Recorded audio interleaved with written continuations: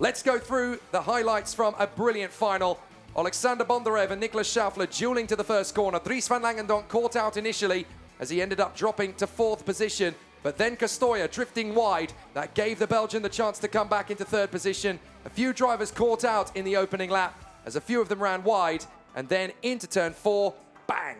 Crash after crash after crash as we lost Aksoy, Francis, Corby, Peldes, Consani, Krutulov, Lindblom, Sala, and technically speaking, Marianito as well, although she had pulled out before the race had even started.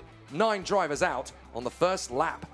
It was certainly a difficult start to the race, but the race did continue on as well. Then this driver here, Niklas Schaufler, who started it on the front row, at this point just started to tumble down the order. Despite his very best efforts, he would then get swamped by the pack as everyone here was trying to find their way through. Tame Soleil, Thibaut Ramaekers, everyone trying to find that spot to do. Iacopo Martinese, who ended up finishing this race in 2nd place, was also part of that fray. Look at the time and track he had to try and gain, even despite the fact that it was all the way back there in the group. He certainly worked hard. This was one of the pinch point moments of the race. Costoya drifting wide after a move from Niklas Schaufler. And then incredibly, Schaufler would have very similar done to him a lap later by Stepan Antonov, as unfortunately, the 2 men who had started on the outside row, 2nd and 4th on the grid, Schaufler and Costoya, drifting down the order until both men were just on the outskirts of the top 10. Costoya falling all the way to 10th and Schaufler falling all the way to 15th. But there were more great battles through the field. Jack Iliff getting his sleeves rolled up.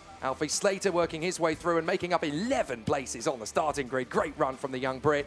But this was the moment. Dries Van Langendonck zipping up the inside of Oleksandr Bondarev in turn 2. A very tricky overtaking move. Repeated then at the hairpin by Iacopo Martinese to move up into 2nd position.